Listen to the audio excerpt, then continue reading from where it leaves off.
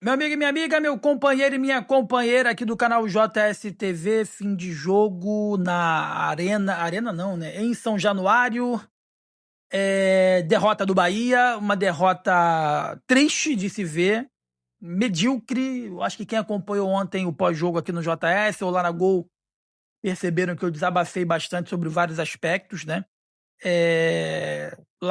Aqui na JS eu repercuti a entrevista do Rogério Ceni. Vou trazer 2 pontos aí da entrevista.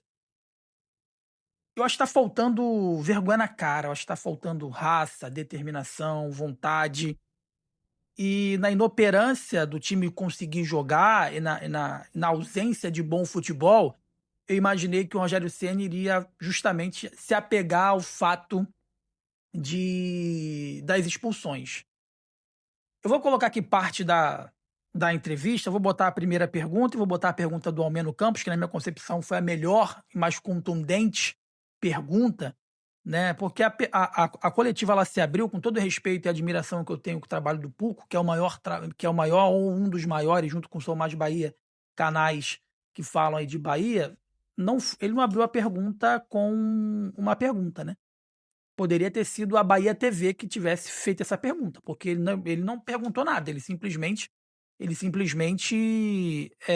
deu oportunidade para o Rogério se explicar. Foi isso que ele fez, deu uma oportunidade para o Rogério se explicar, né? O que você acha, o que você tem para falar, né? Enfim, mas ninguém fala que é um mês sem vencer, ninguém pergunta que é um mês sem conseguir um triunfo, ninguém fala que é o futebol medíocre, ninguém fala de desorganização, né? Até perguntaram sobre a entrada do Rezende, as escolhas, né? É, mas dando oportunidade para o Rogério se justificar, né? Não gostei da coletiva de imprensa. Gostei da pergunta do Almeno. Não é porque ele faz parte aqui da Gol, não, mas foi uma pergunta muito contundente. Foi uma pergunta inteligente sobre o fato do Bahia estar sempre tomando gol de bola aérea. Mas, meus amigos, eu acho que o Rogério Ceni deveria, sinceramente, se inspirar no Renato Gaúcho e, de alguma forma, dizer adeus, né? Eu acho que é isso. Deveria dizer adeus, deveria entender que ele não está conseguindo mais tirar nada de interessante desse elenco. O elenco não está mais absorvendo as ideias dele. Tudo que ele pensa em colocar em prática não dá certo. O futebol que o Bahia vem apresentando é pífio. O Bahia está praticamente não, o Bahia está despencando na tabela do Campeonato Brasileiro. Muito tem culpa do planejamento, muito tem culpa do seu Cadu Santoro, que simplesmente desaparece nos momentos ruins. Ele só aparece nos momentos bons, mas nos momentos complexos ele desaparece. Deveria também vir explicar essa janela de transferências pífia que aconteceu enfim, nesse meio do ano, nitidamente com um Bahia cheio de fragilidades, um Bahia precisando de um goleiro que veio, mas sequer estreou, precisando de zagueiro importante, precisando de um substituto eventual para o Everton Ribeiro. E quando a maré tá ruim, cara, quando as coisas não estão fluindo, quando as coisas não estão acontecendo, tudo de ruim acontece, né? As coisas. Cara, o Juba, que é o principal jogador desse Bahia hoje, junto com o Carlos Alexandre, na minha concepção, ele fez um golaço contra, sabe? A arbitragem, assim, isso eu vou concordar até com o Rogério Ceni, uma arbitragem que estava olhando o jogo do Bahia com uma lupa. Tudo que o Bahia fazia, a arbitragem olhava com afinco, com uma lupa, né? Para saber se teve ali o dedinho mindinho do jogador do Bahia atingindo o jogador da equipe do Vasco. Estranho, né? Um VAR de São Paulo, um árbitro de São Paulo e um jogo contra time de São Paulo do Bahia na próxima rodada na Arena Fonte Nova. E concordo com o Rogério Ceni, não é que seja uma desculpa, porque a gente poderia até falar que o Bahia jogou muito bem, mas perdeu porque o VAR prejudicou. Mas o Bahia não jogou bem, o Bahia mais uma vez não mereceu vencer. E o Bahia tem um mês que não vence. Então não tem como a gente falar só de arbitragem, de gramado, de sequência de jogos em um time que fez aniversário ontem sem vencer, sem triunfar nos últimos um mês. Algumas perguntas ficaram sem resposta, como o Gilberto, como o Rezende, como eles jogaram uma partida com Rezende e Nicolás Azevedo. ele ter escolhido em tirar o William José, ao invés de ter tirado antes o Everton Ribeiro, que simplesmente não jogou nada e não vem jogando nada. O Everton Ribeiro, nos últimos jogos, ele tá tendo espasmos de bom futebol, né? Espasmos de Everton Ribeiro, efetivamente. E agora uma sequência do Bahia extremamente pesada. Jonas, você vai continuar não pedindo a demissão do Rogério Ceni? Cara, eu acho que o Grupo City não vai demitir o Rogério Ceni. Eu acho que Cadu Santoro se precipitou, o Grupo City se precipitou ao renovar o contrato do Rogério Ceni até o final do ano que vem. Provavelmente essa renovação ela se deu após uma multa rescisória grande, provavelmente uma multa rescisória grande. Mas eu trocaria para 2026, porque ficou muito claro que pelo que almeja o Grupo City, pelo que eu acho que almeja, né, o Grupo City, pelo que a gente imagina onde pode chegar esse projeto, o que o Rogério Ceni está entregando é muito pouco, pô. Ele está entregando desculpas, quando que um treinador ele é contratado para entregar soluções. Ele está entregando muitas desculpas, quando que na verdade ele deveria estar entregando são as soluções, e essas soluções não estão aparecendo, infelizmente. Infelizmente.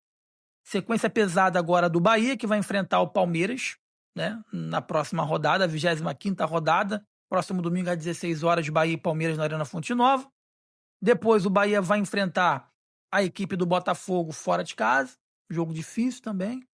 Na 27ª rodada, o Bahia vai enfrentar o Flamengo na Arena Fonte Nova. Então vai pegar simplesmente Palmeiras, Botafogo fora e Flamengo em casa.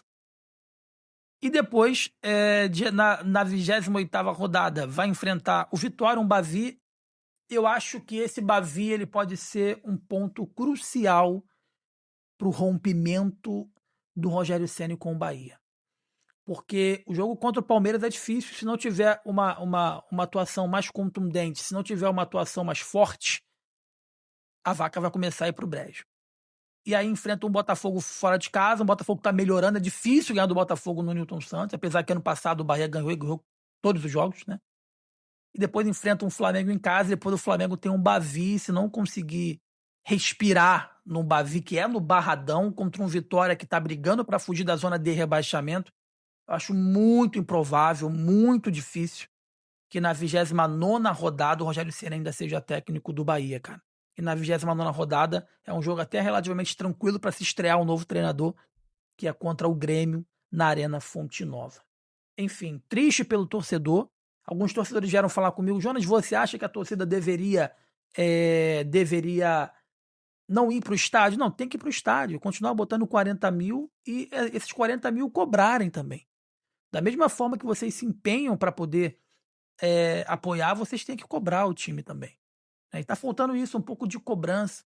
Sou muito criticado aqui nas redes porque a torcida fala o seguinte: não, mas você não viveu o Bahia que eu vivi lá atrás. Eu não vivi, grande parte não viveu. Então não é por isso que lá atrás alguém sofreu que a gente tem que sofrer até hoje, né?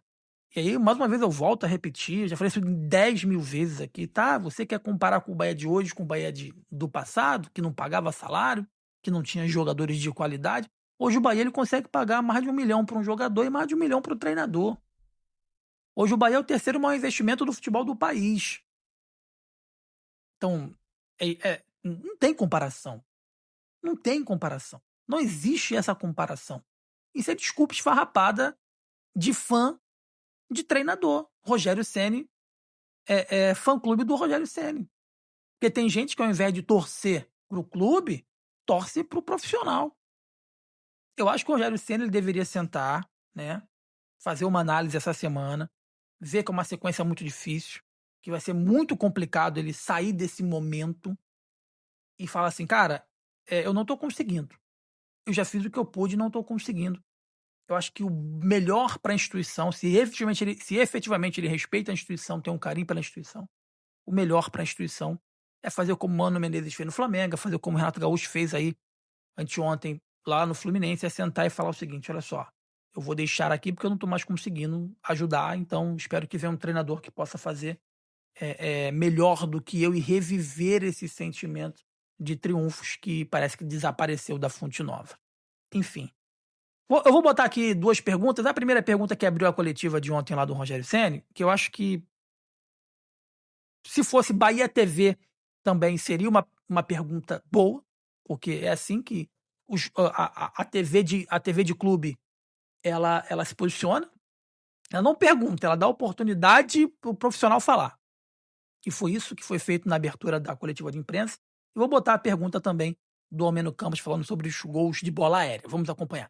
Eu queria que você falasse a respeito do jogo hoje em si, das duas mudanças, né? A escolha do Gilberto para iniciar a partida e do Rezende também. E até o momento ali da expulsão do Jean Lucas, o que é que você pode falar da tua equipe que estava vencendo a partida? Bom, eu acho. Boa noite. Eu acho que estava um jogo equilibrado, um jogo bem disputado. O Vasco conseguindo alçar as bolas na área e conseguindo chegar ou ter oportunidades de gol nesse sentido. Tinha um controle até de bola maior do que a gente, mas não entrando dentro da nossa área, não tendo nenhuma chance clara de gol. Nós saímos na frente numa pressão. E o que deixa a gente assim um pouco confuso são os critérios, né? O lance do Jean, eu não sei se pega nele, eu não vejo, não é uma cotovelada, não é ele gira o corpo, pode ter raspado no rapaz. Mas e o lance do Juba com 1 minuto e meio?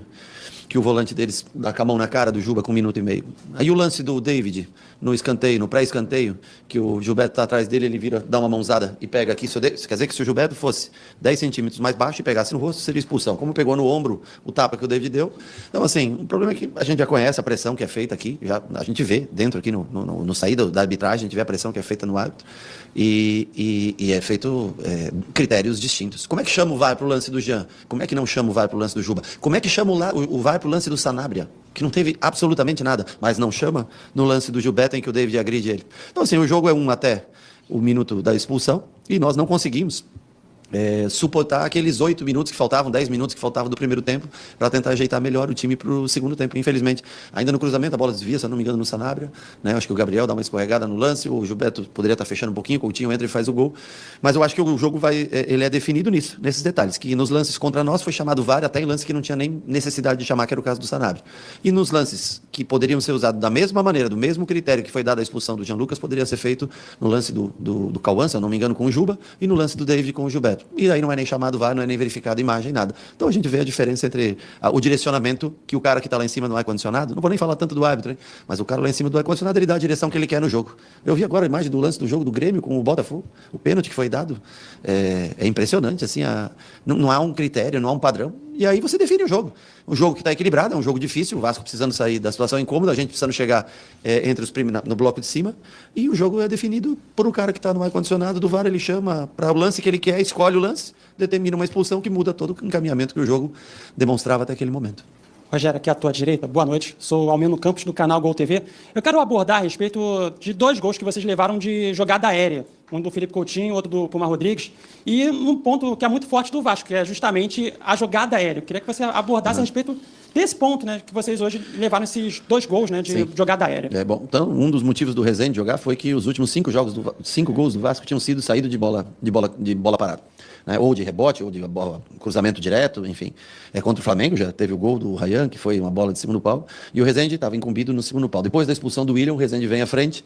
Mesmo assim, o Pumita ele cabeceia entre os 2 zagueiros. Então nós podíamos ter feito uma marcação melhor, mas não conseguíamos bloquear todos. O Verratti, como chama muita atenção, logicamente tinha um bloqueio individualizado, e os outros jogadores com a menos, não tinha como a gente disponibilizar mais um atleta para bloqueio, e tínhamos que usar a linha defensiva. O primeiro gol ainda desvia no Sanabria a bola, né? Eu acho que talvez, eu não tenho certeza, pelo meu olhar do campo de jogo, me parece que o Gilberto poderia ter fechado um pouquinho mais próximo do Rezende, né? Que já estava numa linha de 5 com o Rezende por trás. O Coutinho vem de trás, se eu não me engano, o Coutinho faz o gol de cabeça, né? O Coutinho entra de trás e entrou se eu não me engano, entre o espaço do Rezende e do Arias, pelo lance que eu lembro do jogo em si. Do Arias, do Gilberto, o Arias entrou depois. Então poderíamos ter fechado um pouquinho melhor, mas estávamos bem posicionados. O Vasco não estava conseguindo entrar com a bola tocando, não tinha conseguido uma possibilidade. As possibilidades do Vasco foram nos cruzamentos. E no momento que nós tínhamos uma linha de 5 mais protegida a área, foi o momento que tudo bem que nós tínhamos um jogador a menos, mais difícil de marcar, o time roda mais rápido a bola, mas foi no momento que nós sofremos o gol. Uma pena a expulsão do Jean, acho que mudou todo o panorama do jogo, mudou a partida. Jogar 60 minutos, 50 e tantos minutos, 60 minutos com um jogador a menos aqui e com o VAR totalmente favorável ao time da casa, com com 4 possibilidades de VAR, as nossas são chamadas, as deles não são, critérios distintos, diferentes. O Vasco tem um ótimo time, tem jogadores de potência física, o David quando entra dá muito trabalho, o Gomes também é um jogador de velocidade, então assim, o Vasco tem um bom time, a arbitragem não foi uma arbitragem igual para as duas partes, e nós tivemos algumas desatenções e com um a menos, repito, tentamos suportar, tentamos nos manter no jogo no 2-1 e, infelizmente, além de tudo, ainda conseguimos um gol contra. Assim, para ter o azar ainda que o Juba poderia ter batido na bola, ter saído para qualquer lugar a bola encobre o Ronaldo e entra na gaveta. Então, é uma série de situações que juntas fazem a diferença no final de um jogo. Tá aí, meus amigos. A primeira pergunta, como eu disse, tá provada aí, tá aí, né? Levantou pro Rogério cortar e desabafar, foi isso, né? O repórter, o jornalista foi um psicólogo sentado num divã, dando oportunidade pro Rogério Ceni de desabafar, né? Eu acho que a imprensa da Bahia tem uma dificuldade enorme em colocar, às vezes, o Rogério Ceni na parede para tirar dele algumas coisas, né? E a pergunta do Almeno Campos, muito consistente, profissional, efetivamente, colocando um bom ponto na coletiva de que cruzou na área do Bahia gol, né? Seja com o David Duarte, seja com o Gabriel Xavier, seja com o Ramos Minho, qualquer um que tiver. Cruzou na área do Bahia gol. E hoje que quem fez um gol de cabeça foi um pequenino, que é o Felipe Coutinho, tem 1,69 m, eu acho. Ele conseguiu fazer um gol de cabeça no meio da zaga da equipe tricolor. Como eu disse anteriormente, o Bahia agora volta a campo no próximo domingo, às 16 horas, para poder enfrentar a equipe do Palmeiras. Jogo muito difícil e a sequência do Bahia é extremamente complexa. Vamos ver a cena dos próximos capítulos. Forte abraço para todo mundo. Se inscreva aqui no JS TV, deixe seu like, te pedir dar uma hypada no vídeo para que ele possa chegar a muito mais pessoas. Abraço para você. Valeu.